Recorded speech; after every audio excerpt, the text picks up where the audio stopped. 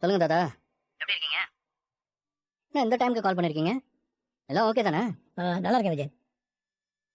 சாரிப்பா, தூங்கிட்டியா? நான் ஏதாவது டிஸ்டர்ப் பண்றேனா? அதெல்லாம் ஒண்ணும் இல்ல தாத்தா. நான் சும்மா ஃபோன் தான் பார்த்துட்டு இருந்தேன். பாட்டி எப்படி இருக்காங்க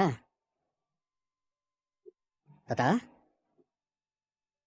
என்ன பாட்டி நல்லா இருக்காங்கல்ல?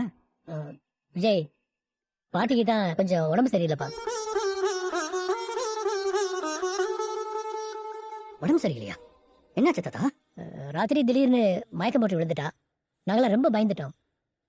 இப்பதான் ஹாஸ்பிட்டல் கூட்டு போயிட்டு வரோம்ப்பா. என்ன தாத்தா சொல்றீங்க? இவ்வளவு லேட்டா சொல்லிட்டு இருக்கீங்க. இப்ப எப்படி இருக்காங்க பாட்டி? இப்போ நல்லா தான் இருக்கா. வீட்டுக்கே கூட்டிட்டு வந்துட்டோம்.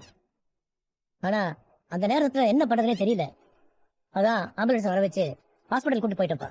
ஆம்புலன்ஸா? சரி, டாக்டர் என்ன சொன்னாங்க? திடீர்னு எதுக்கு மயங்கி விழுந்தாங்களா? அவளுக்கு பிபி ஜாஸ்தி ஆயிடுச்சுப்பா. டேப்லெட்ல ஒழுங்கா தான் சாப்பிட்றான்.